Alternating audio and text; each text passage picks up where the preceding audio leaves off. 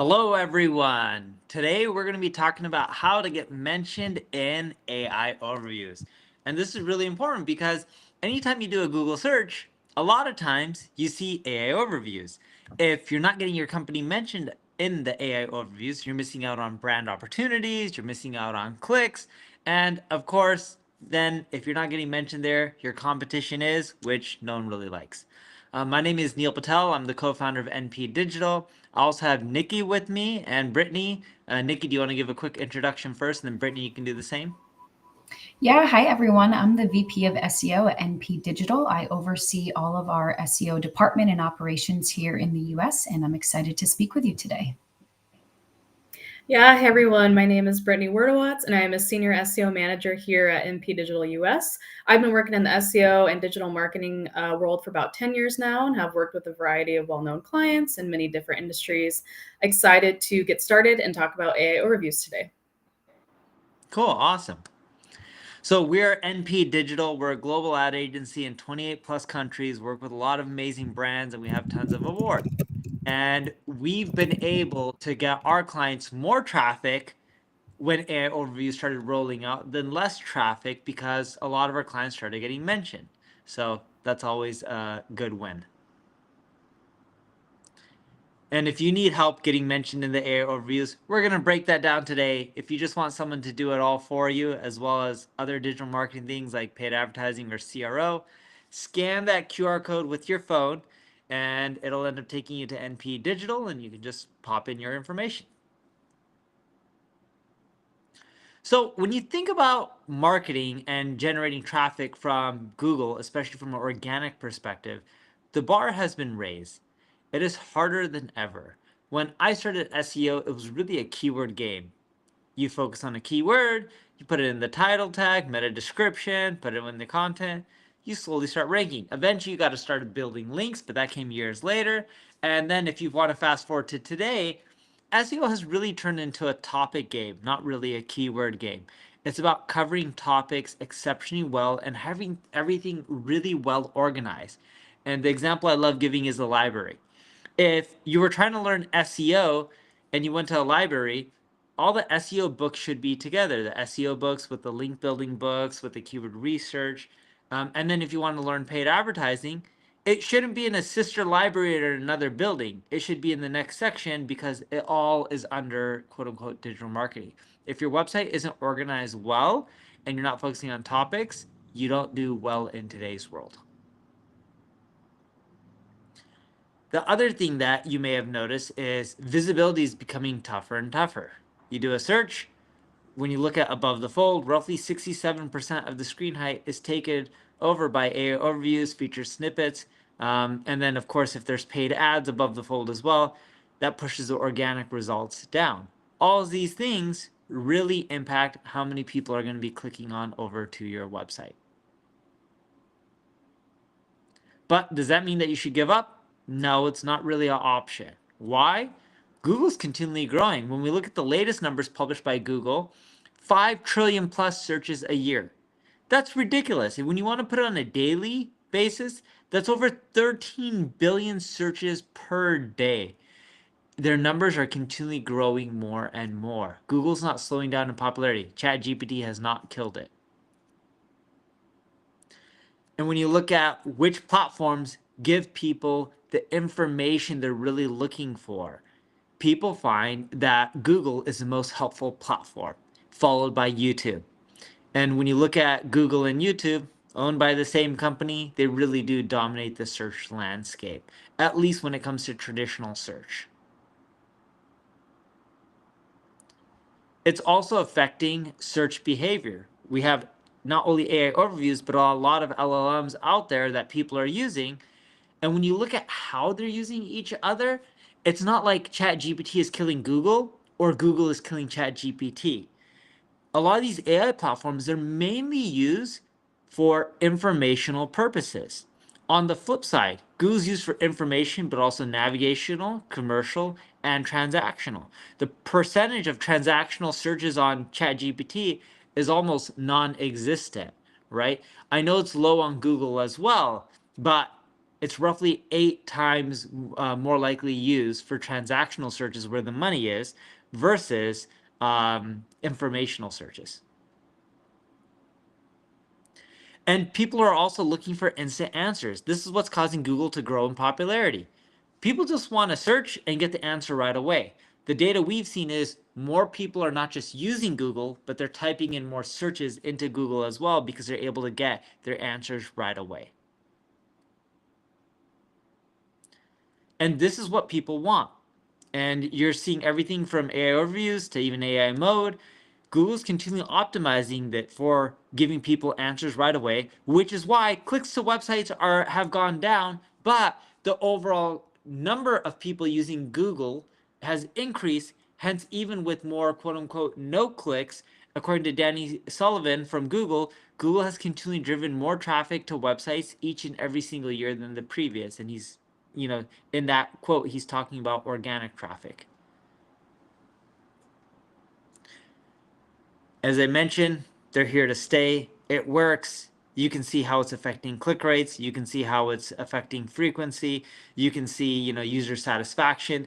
People are happier and happier with Google AI overviews, and they've drastically improved in a very short period of time. And paid ads in AI overviews haven't really taken off, but I bet over the next year or two, they'll figure out how. As it shows up more and more, they're of course going to want to monetize. Why? Because they make a lot of ad revenue. They're not going to want to kill their golden goose. It's also impacted click rates. As I mentioned, right, we're seeing more zero-click searches from all of this, but keep in mind, more people are using Google, so people can still get quite a bit of traffic to their website and more than they could have called it 4 or 5 years ago. But here's the good news, okay?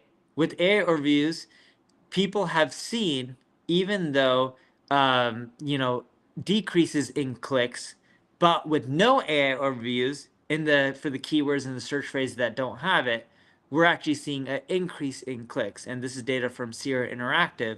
So at the end of the day, a lot of the terms that AI overviews are popping up for aren't really terms that you're going to necessarily make tons of money from. They're great for branding though. And ones that have no AI overviews are still generating a lot of clicks. And the majority of AI overviews are triggered by informational searches. And those keywords you still want to optimize for because you can still get traffic. You can still get mentioned in the AI overviews with link citations, which helps with traffic to your website. And the real opportunity is branding. It can help you build a brand, but you need to leverage the rule of 7, in which when you get mentioned all over the web 7+ times and people are interacting with your brand 7 times, technically you need to get mentioned all over the web more than 7 times, but when people interact and see your brand 7+ times, they're much more likely to buy from you, evangelize your brand, and make sure their friends all buy from you as well. Thanks, Neil. Now let's talk a little bit about where we are today and a history of how we got here. So I'm sure a lot of you have noticed the path to AI overviews has been really fast. So Bing launched their AI chat in early 2023. Then we saw Google come in and try to keep up and launch their SGE that was in beta for a while. Then they officially launched AI overviews in May 2024. This is all happening while Search GPT is becoming, a key player in the search space. Now cut to today, where we now have officially Google's AI mode. So understanding this evolution and how quickly things have changed can help us anticipate what's to come next. So let's also not forget that early AI overviews were incredibly clunky. They were often very inaccurate, and Google was getting things horrendously wrong in some cases. In fact, you can see on the screen here that Google was telling people to use glue to help their cheese stay on their pizza. So it's no surprise that back in summer of last year, only 37% of people were saying that they were actually satisfied with these AI overviews. However, thanks to feedback, testing, iterating on AI overviews, the quality has drastically improved. Many of you know Google is always running a ton of tests. They want to make sure that they're providing the most amount of value to their searchers. And it's no different with AI overviews. They're constantly testing, asking for user feedback, and trying to help improve how these AI overviews work for their user set. So now let's look a little bit at the anatomy of an AI overview. What does it actually look like? So they're pretty short. They're usually around 170 words or less. They often have around 5 to 8 citations, although this is always changing, right? I've seen AI overviews with sometimes like 20 different citations. And then again, this is always changing as well, but they're usually pulled from the top 10 to 12 rankings. Did see a study come out, I think just yesterday from Search Engine Land, that this may be changing. So again, this is generally what an AI overview looks like. The anatomy of one, right? You've got your answer, you've got your citations, and staying up on, the latest and greatest in terms of the number of citations, where those are being pulled from, and how much overlap there is with the page one rankings. You kind of have to be constantly looking into this because it can change very quickly. Now, when do AI overviews appear? There's no hard and fast rule for this, but what we're seeing is that there is a very high correlation between AI overviews appearing in the SERPs and featured snippets, right? And that makes sense because they're primarily triggered by informational queries. So what we want to share with you today is essentially, it's not random, right? This is something that's kind of repeatable, informational queries that have historically triggered featured snippets. This means that all of this for your brand is optimizable for more visibility. Now, longer queries are also more likely to trigger AI overviews. Targeting long tail conversational queries should be a core part of your strategy. When I first got into SEO, there were these rules about, we're not going to target any keyword with less than 100 searches or less than 200 searches. But those days are over. Right now, you really need to make sure that you are optimizing for semantically related keywords. And if they are very long in length, or if they don't have as much search volume, you still want to go after those because these types of keywords and optimizing for them, they help you rank for AI overviews. They help you rank within AI search in general. So you really need to be accounting for these lower volume, longer tail keywords. And don't forget, those are typically less competitive as well.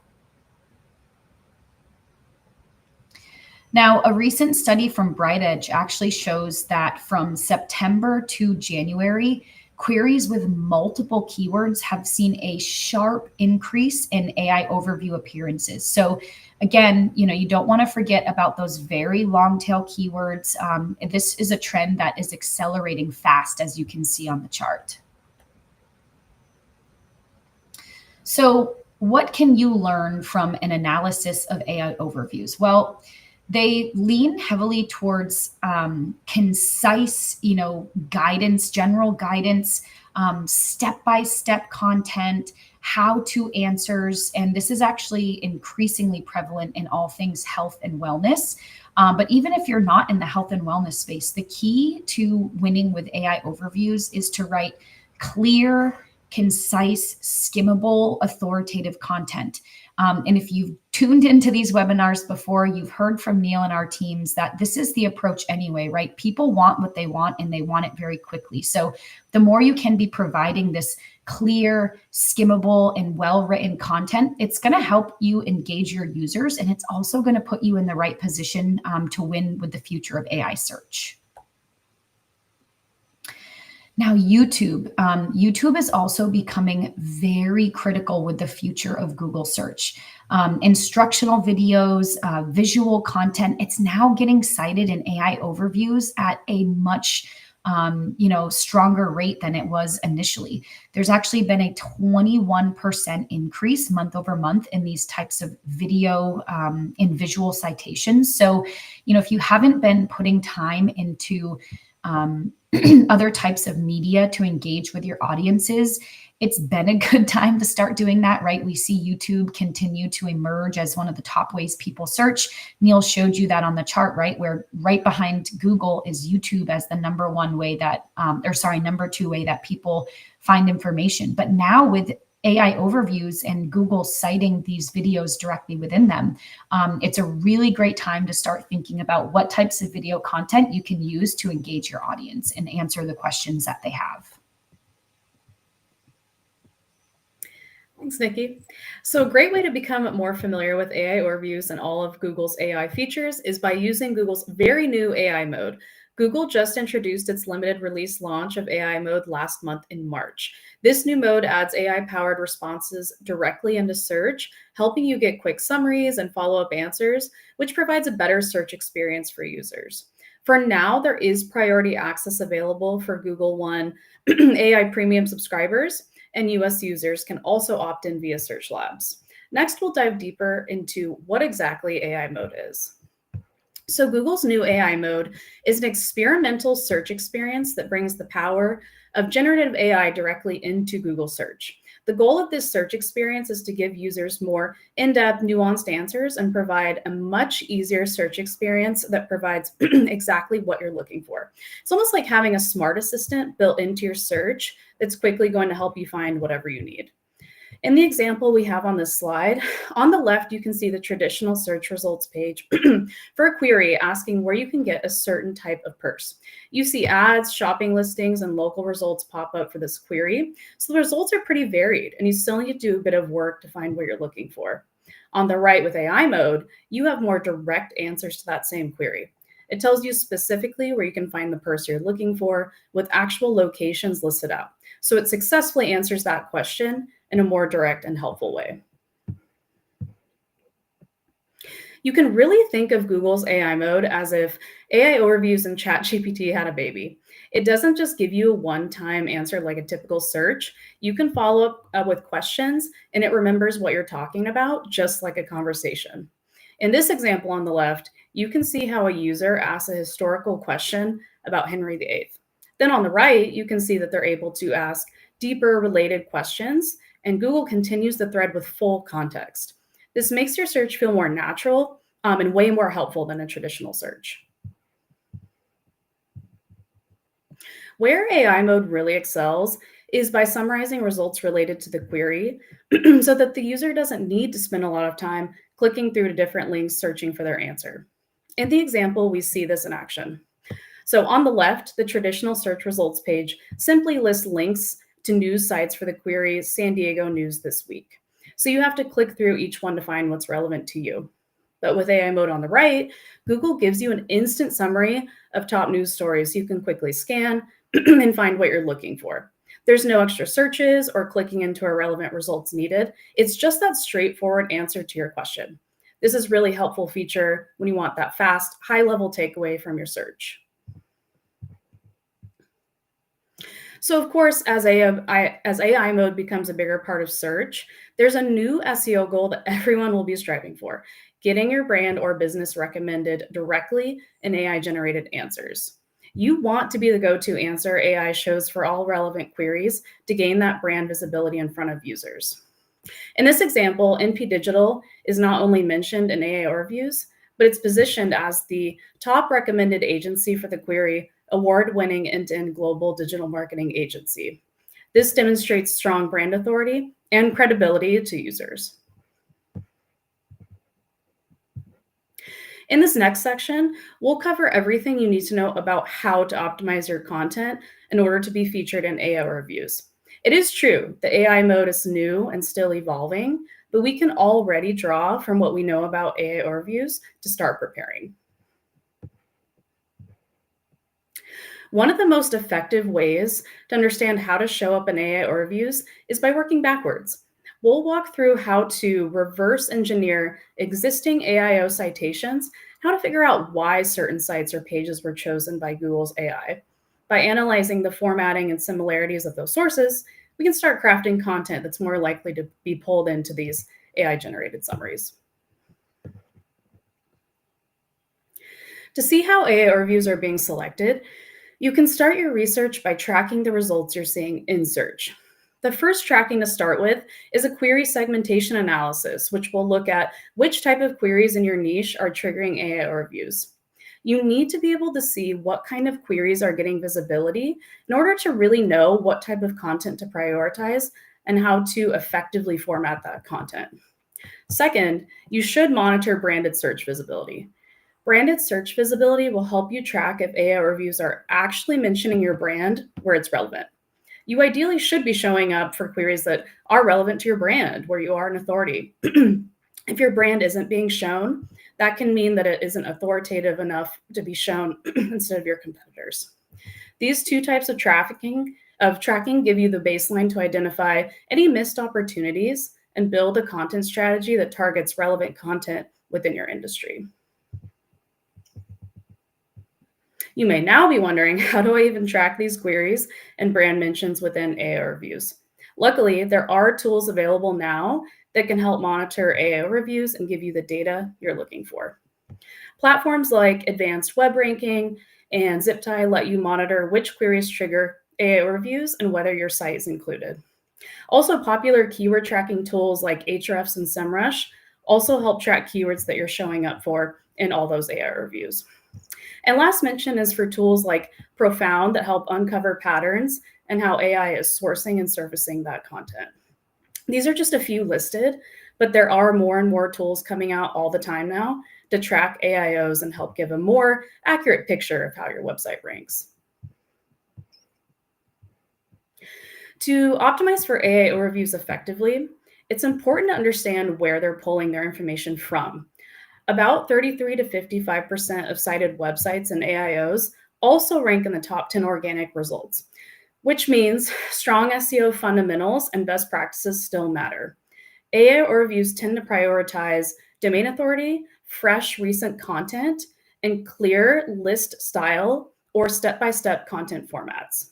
Also, only 5.4% of AI overviews include the exact search query, so optimizing for intent and relevance is more important than exact match phrasing.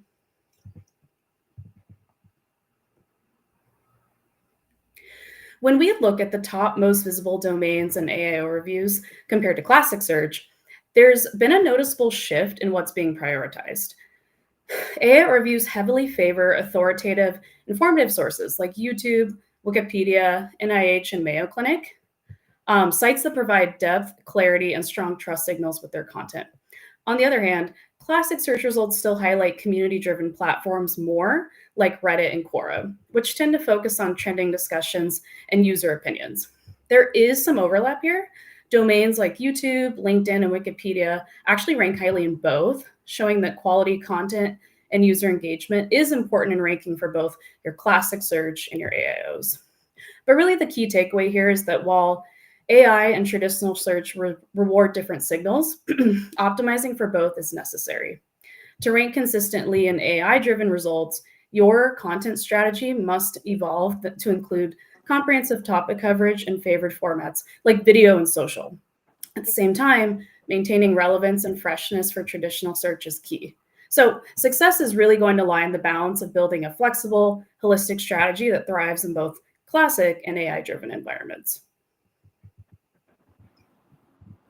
Yeah, and on top of that, one thing, if you look at the latest update, Google's now mentioning Google results within the AI overview, so you can click and you can end up getting taken to more search results as well, which will increase people searching. Yeah, good call out. Cool. So to improve the chances of being cited in an AI review, we need to move beyond just keywords and start thinking more semantically. That's where cosine similarity analysis comes in. It measures how closely your content matches the language and structure of the AI-generated response.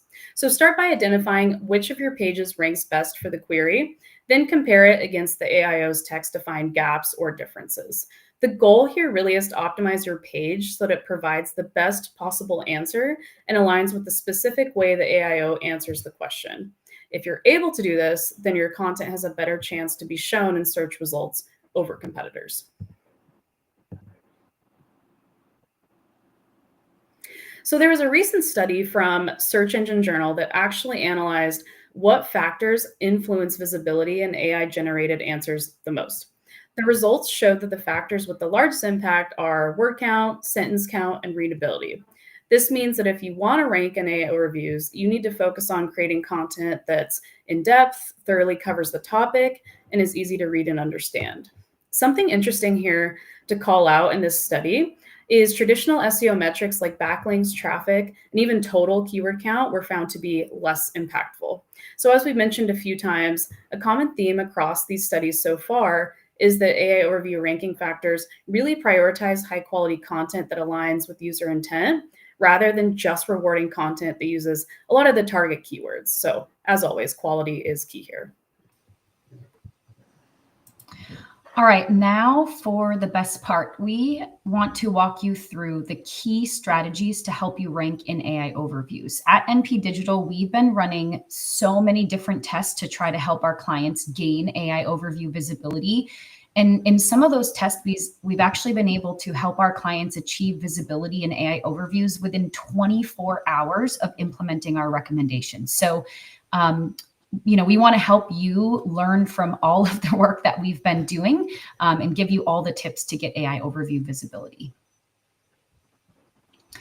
And that starts with really understanding your audience. One of the things we say at NP Digital is don't try to boil the ocean. And so what I mean by that is not every single query is worth chasing after. So you really want to make sure that the juice is worth the squeeze. So think about your customers, those customer personas that you have, what their journeys are, and try to prioritize searches that you feel are more in line and critical to their journey. You can ask yourself questions like, are my users looking for quick answers, or might they want more in-depth information? And be thinking about whether or not ranking in AI overviews would be beneficial, or if you want to try to focus on the queries for now that, Neil showed a chart earlier where the traffic and the click-through rates to queries where there are not AI overviews, that's growing. So there may be some cases where you want to segment your strategy in that way. Now, creating content worth clicking, right? This sounds like a no-brainer. Really, the goal here is not to let zero-click results kill your traffic. So you want to be doing things like using visuals within your content. A huge one is consider using proprietary data. What do you have that you can, look internally at your company, your data, and put into your content? Those are things that nobody else has. And then you also want to be thinking about how to make people want more, right? Give them something that they really can't get elsewhere. Give them something that Google isn't going to be easily replicating. So take this mindset with you into your content creation process. And then I know Brittany touched on this a little bit, but AI certainly favors content that is current. So whether it's, timely, trend-driven blog content or updating your evergreen pages, you want to show Google that you are, making timely updates to your content. And this real-time relevance, this helps you earn those citations in AI overviews. Now, don't make the mistake I've seen some people do where you just go update every piece of content on a specific cadence all the time because you think that's what you want to do, right? You want to make sure that you're auditing your content and really finding pieces that need to be updated. So do this strategically, not just arbitrarily. And then low tail or long tail keywords. I talked about this earlier. These are your low hanging fruit. So you want to find those long tail, low difficulty keywords because these are where you can get the quickest wins. And we have a tool for you. Answer the Public can make it very easy for you to identify these common questions and these long tail keywords. You can find keywords that haven't yet been taken over by AI overviews, right? So again, that growing traffic segment, maybe that makes sense as a place for you to start. So hop in to Answer the Public, try putting in some of those topics that matter to you. And, these are your low-hanging fruits for sure. Now, Of course, because most of the queries triggering AI overviews are informational, that's where a lot of people tend to focus, and that makes sense. But while top of funnel, dominates in AI overviews, you don't want to ignore the middle and the bottom of the funnel. The lower funnel queries may not trigger as many AI overviews now, right? That could certainly change. But they are triggering AI overviews, and this could grow. So just be aware of this, right? Keep your eye out on the SERPs and know that these things are always changing. Neil showed you an example earlier of how there are ads that have been found out in the wild, right? So this shows you that Google is testing and tweaking and trying to find ways to provide AI overview value, even for bottom of funnel queries. So don't forget about that part. And then commercial intent keywords, these can still be really helpful in your research process. So as I was mentioning, Google is finding ways to test this out with more bottom of funnel keywords. And if you want to have a really smart way to do research, go type in one of your more bottom of funnel keywords, right? This example is for dog food.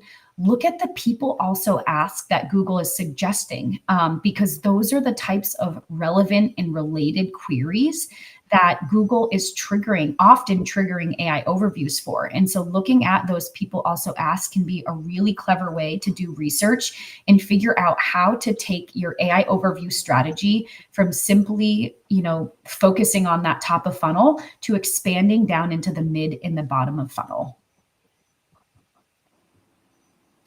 And then, here's just an overview of some of the things that you can do, right? You want to leverage digital PR. You want to leverage structured data. Brittany talked a lot about that cosine similarity analysis, right? That's really helpful. You want to be thinking about your technical SEO, right? So this is where your competitors might be falling short. Take these strategies that we have tested and tried, implement them, and use these to your advantage as a way to get ahead of your competitors who might not be focusing on, the right things to win for more of this middle and bottom of funnel strategy for AI overviews. And this one you've probably heard from us a lot in various, different forms, but backlinks still matter. Authority still matters. You want to build campaigns that prioritize, high value backlinks. And it's not just about citations. It's about credibility in general, right? Google wants to reward brands that people trust. And, for better, for worse, Google still understands trustworthy brands through these linking signals. So by building backlinks, you're not just helping yourself with traditional search, but you're also putting yourself in a better position, for the future of AI search and where things are headed, because we know that these backlinking signals are still one of the most valuable ways to build trust. And let's not forget about just some of these general SEO best practices, right? So don't be mistaken. These SEO fundamentals do still matter for AI overviews. So indexability, site speed, optimizing for mobile, EEAT signals, these all still matter. So while you're chasing these AI overviews, which is important, right? It's where search is headed. Just remember that a strong SEO foundation and a strong technical foundation, these still amplify your results and they really still matter. So don't leave these fundamentals behind. And lastly, I've heard a lot of people asking, how important is schema markup for AI overviews? I've seen people asking if this is some sort of direct ranking factor. It's not a direct ranking factor, but it certainly helps Google understand your content and your site structure, right? So you want to be thinking about these schema types that you see on screen: FAQ, how-to, article schema for all of your content. And as we talked about, YouTube and video is becoming huge, with citations growing month over month within AI overviews. So you also want to be thinking about video schema. And what's great about this schema markup is, again, this can help you get higher click-through rates in traditional search. This can help you get cited in AI overviews. And this schema markup is also a good lever to pull just for AI search in general. So while it might not be some sort of direct ranking factor for AI overviews, it's certainly a tactic that you want to be maximizing for where search is headed in the future. Yeah, so continuing with the theme of focusing on really the fundamentals, one of the simplest but most powerful ways to improve your chances of being cited in AI reviews is to focus on simplicity. AI models prioritize content that's clear, skimmable, and easy to interpret, as we've mentioned a few times. So that means keeping sentences short, using headings and bullet points to break text up, and making sure your writing is simple and easy for people to follow is also very important. And tools like Hemingway can help flag complexity issues and highlight where to simplify. So that'll make your content easier for both users and AI to understand. We actually have a real world example of how simple formatting can deliver fast AI overview wins. So a large medical cosmetic clinic client at NPD wanted better visibility in AIOs. So we added a structured 3-bullet summary at the beginning of each blog post to try to get some quick visibility wins. Our goals were to boost visibility in AI overviews, enhance readability by allowing users to grasp key insights quickly, and then improve our SEO by aligning with search engines' preferences for that well-organized content. The results were impressive, and we achieved an AI overview feature in 24 hours. So there was also stronger engagement and improved SEO performance from these changes. The clear, skimmable format aligned perfectly with how Google's AI prefers to extract and summarize that content, so we were rewarded quickly.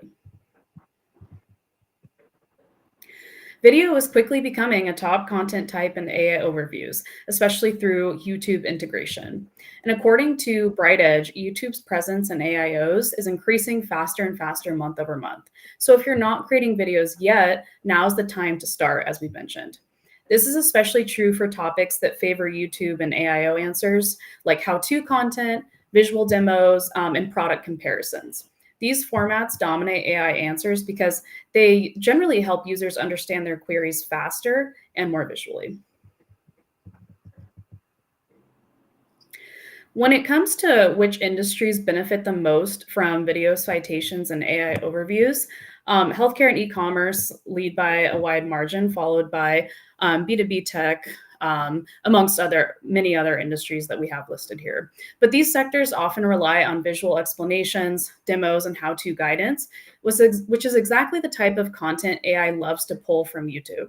If you're one of these industries and not investing in video yet, again, this is a great opportunity to see improvements in the visibility and engagement of your content overall.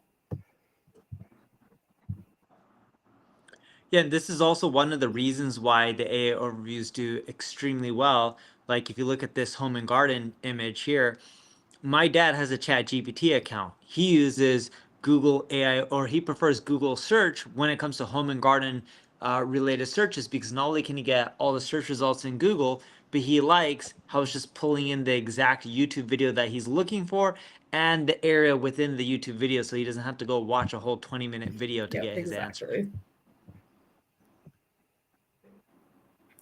So right now, brand authority isn't an official ranking factor in how AI reviews select their sources, but that's likely to change in the future. And we already know it plays a key role in organic rankings. And as AIOs evolve, they'll need stronger signals of trust and credibility. So that's why it's smart to start building brand authority today through consistent, high quality content, mentions across reputable sites, and showing clear expertise.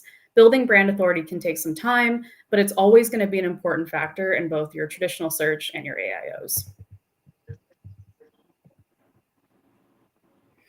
To build lasting brand authority, you need a strong online presence across platforms.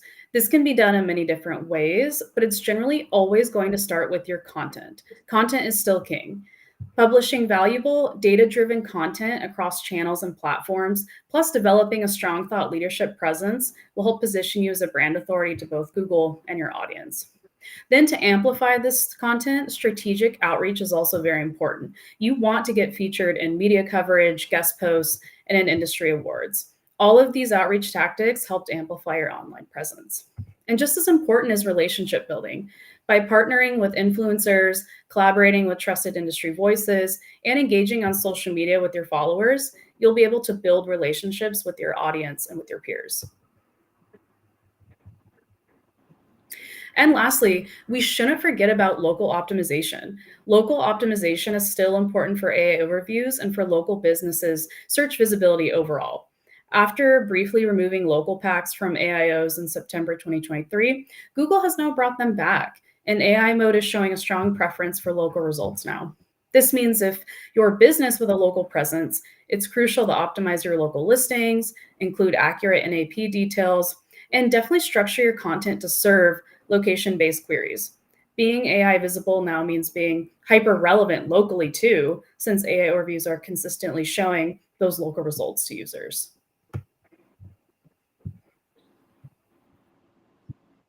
So now let's talk about next steps. What should you be doing in this world where AI overviews are continually showing up more and more within Google searches? So first off, think about SEO, digital PR, paid, and in marketing in general, we tend to look at them in silos. I want you to break down the silos and have the different departments work together. When they work together, you're going to see much better results. A great example of this. We're starting to see paid more and more in AI overviews, right? Your paid team needs to be familiar with this to figure out, all right, how do we show up there? And of course, when paid is seeing certain AI overviews do really well, they should notify the SEO team so that way they can work on optimizing, trying to get included in there organically as well. Same with PR. The more links you get, the more mentions you get around the web. We're finding the better you rank, the more you get mentioned in AI overviews. These are all signals. So you want to work hand in hand. Hey, we're creating this content piece that we're publishing on our blog. All right, what can we do to get it mentioned out there? Who should we hit up to cover it? Maybe we get some people the scoop on it. Or hey, we got this really amazing piece of content that can do wonders. Why not actually publish it on an industry publication out there to get our brand out there more and see more and more people reading and accessing our brand from other places other than our own website? When the departments work better, or when they work together and not in silos, your marketing just performs better. You also want to have a shift in perspective from traditional SEO metrics to the new KPIs for AI overviews, right? So things like everyone just is like, hey, in SEO, it's about rankings at first, or technically impressions. You start getting impressions, you then start seeing your rankings go up over time, and then you start seeing more traffic. And those are great metrics, but you also want to look at, hey, what is your citation frequency in AI overviews? What's your brand awareness? You can also use tools like Google Trends, type in your corporate brand name. You can pick the region that you're targeting, or global if you're looking for worldwide, and see, hey, are more people typing in our brand name each and every single week or month? Because if that's increasing, that's great news. If it's not increasing, then you're not really getting your brand out there as much as you would want. In essence, think about influence and not just clicks. Another thing that's really important to keep in mind, and people forget this, it doesn't matter if it's AI overviews or social media, the more people that interact with your brand, the more likely they are to purchase from you. So we did a study to figure out how many times does a consumer roughly need to interact with the brand before they buy. And the reason I say roughly here, it's not exact science. When you're doing surveying, you're asking people, some people just tend to forget and their responses aren't 100% accurate. But in general, we see that with B2C, the more expensive things are, the more people need to interact with the brand. And the same goes with B2B as well. Now with B2B, when something's like $100 or less, they're less price sensitive, and the reason being is it's a business spending the money versus a consumer. Businesses typically have more cash to spend. But generally speaking, you need to be out there and people need to interact with your brand often before they really make their decision on who they're purchasing from. Now, if you need help with rising to the top and getting mentioned in the AI overview, scan the QR code, fill out the form, and we'll be in touch. For anyone who's watching this, really appreciate you guys watching this. I know there's difficulties on LinkedIn. It shows on our end that we're streaming on LinkedIn, but for some reason, Restream is not streaming on LinkedIn, so we do apologize for that if you were one of the people trying to watch on LinkedIn. We also have an up and coming webinar, Google and Meta ad hacks that work. Feel free and register. Hopefully we won't have any technical difficulties for the next one. Again, really apologize for that. All right, let's get into some questions, Colin. Great stuff. AI overviews all over the place. That's all everyone's talking about, and it's nutty. Lots of questions coming in. Great stuff, everyone. Thank you for the great content. Everyone seems to appreciate it. I love this question, and it's kind of going to go to Neil, Nikki, and Brittany, so whoever wants to address this. What's one outdated SEO tactic that marketers still worship, and what's the 2025 strategy that should replace it? So that's a tough one because some things never change, but there's so many things changing all at once. So maybe Neil, if you could try to address that, and then Nikki and Britt, if you've got any additional things, pile on. Sure. One thing that SEOs tend to love is creating pages in quantity. They're like, all right, if you want more search traffic, just create tons of pages. In theory, it's somewhat correct because the more pages you have, the more opportunities you have to be seen. But to some extent, it's also incorrect because in today's world, if you have a ton of junk pages, it hurts your overall rankings. And two, when you have tons of pages, people more so focus on keywords than topics.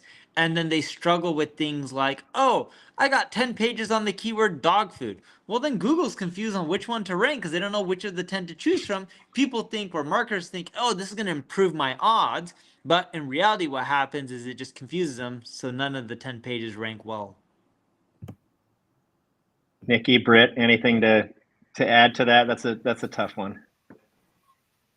So I actually was going to say something kind of similar to Neil, so I'll elaborate on that and then add to that. I think, the quantity of content is, you don't want to arbitrarily have some type of goal to create content. I think too, creating content without starting with thinking about how you're going to promote it, right? So we've been talking in this webinar about the power of your brand and how getting your brand mentions and citations and backlinks and stuff like that still matter. If you're creating content without understanding who's going to want to click on it, who's going to want to share it, then you're starting without thinking about the outcome, which is a problem. So I'd say that to kind of elaborate on what Neil said. The other thing I would say is, the way that you're going about your backlinking. Again, backlinks still matter. Brand mentions are going to be critical for the future of AI citations, AI search in general. So if you're only thinking about getting backlinks and you're not trying to get your brand mentioned in general, then you're going to be doing yourself a disservice with where, search is headed with, this integration of AI. So yes, continue to get backlinks, continue to be thinking about, who's going to talk about your content, how they might link to it, what that anchor text might be. But you also want to be thinking about just getting your brand mentioned in general.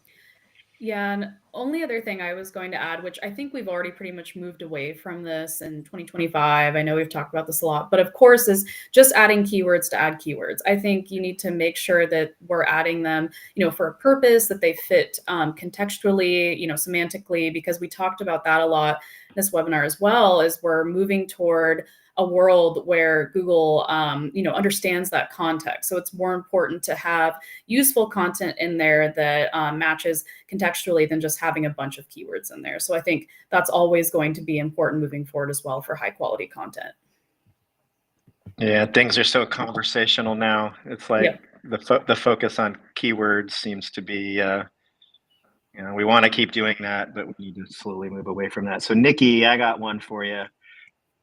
I haven't read anything about this, so hopefully I'm not going to stump you, but does your Google business profile and company reviews play a part in AI search results and getting included in the AOIs? Undoubtedly. So we've seen a big trend with Google's new AI mode being really great for local type of searches.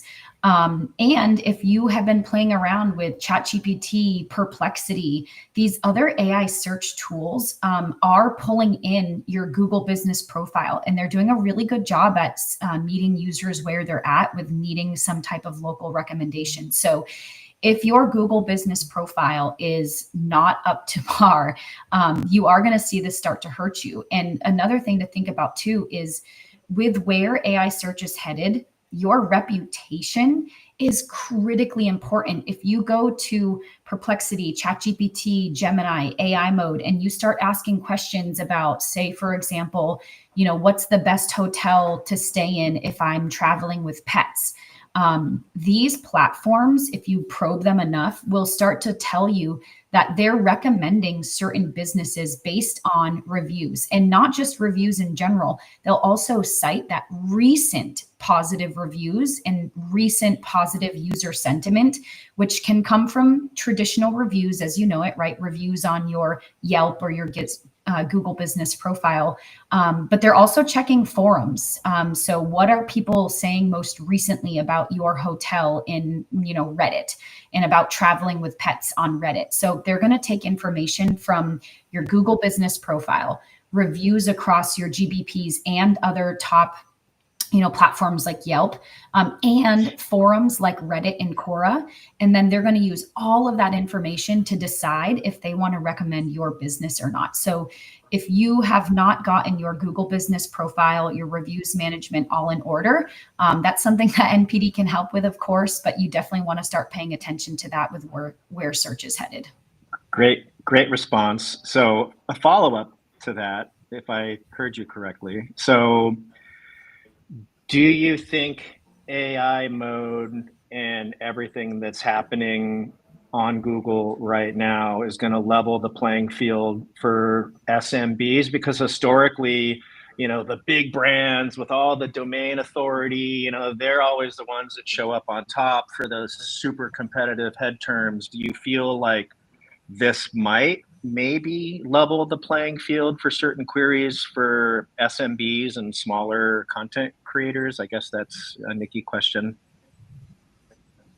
Yeah, I do think it gives a little bit more potential to some local SMBs, because based on some testing that I've done, I'm seeing the way that, well-reviewed local businesses are being pulled into some of these AI searches. Now, if you aren't, reputable, that's probably going to, put you right back down to the bottom of the list. So you want to be actively managing your reviews, working towards having, a really strong sentiment.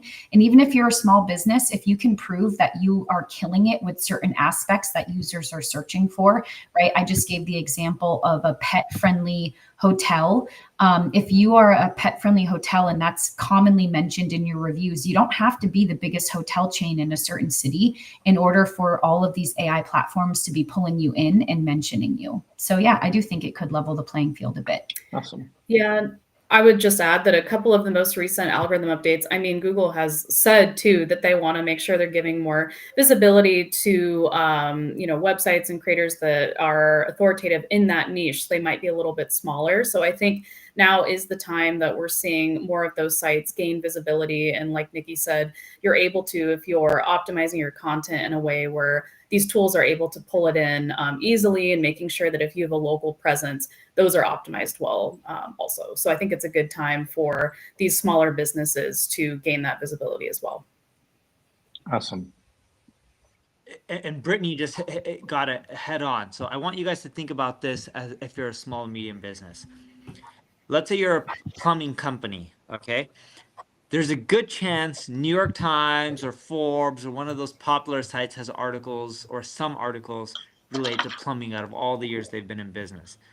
But if you have a plumbing issue and you're in Los Angeles, California, and it doesn't actually even matter where you are in the world, but would you rather read that from a New York Times or Forbes or someone who's just cranking out tons of plumbing content because they want traffic from every single term on the internet? Or would you rather read the piece of content from a plumbing website or a plumber in a local city who's been solving plumbing issues in houses for 30 years. You're probably going to want to read it from that SMB. They're just going to know more about that subject than some journalist who's getting paid an arm and a leg to just crank out content for search traffic. Good point. So another couple of questions. We've got about 4 or 5 minutes left. So we talked a lot about video. So Nikki, Brittany, maybe a little confusion here, but here's one of the questions. If you increase the use of video as recommended, doesn't that lower your site speed and negatively affect your SEO? You're not talking necessarily about embedding videos on your website. You're talking about being active in other platforms like YouTube, correct? I'd say both. You want to make sure that you are producing video content across all of the platforms where your audiences spend time. That could be, horizontal video for YouTube. That could be vertical video for YouTube Shorts, for Instagram, for TikTok.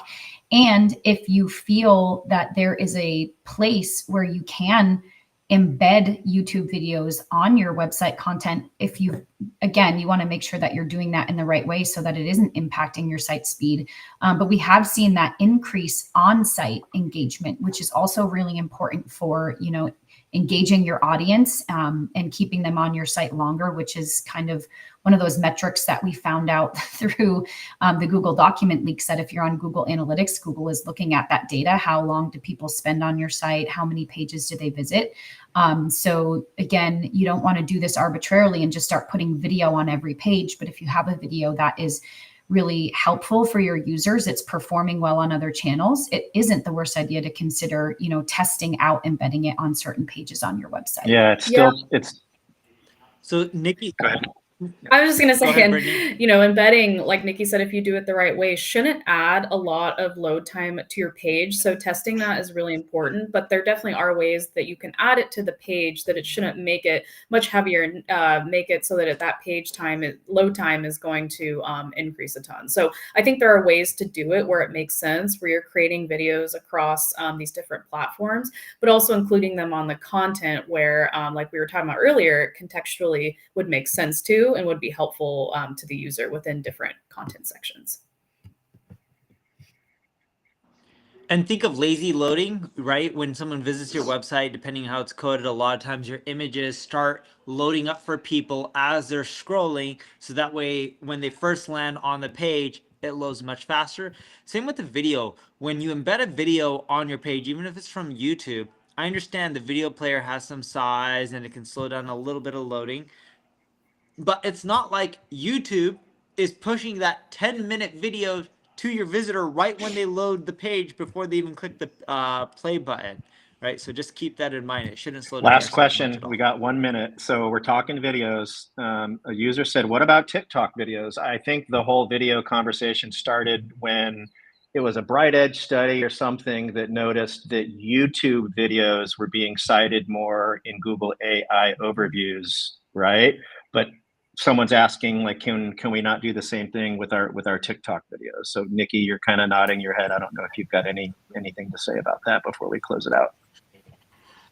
Yeah, I think if you have the right research method going, you can identify, creating the right types of video, and you can find a strategy where you can have that video across multiple platforms, right? So don't just create one type of video for YouTube Shorts and another type of video for TikTok. You want to be working smarter, not harder, repurpose your video across multiple channels.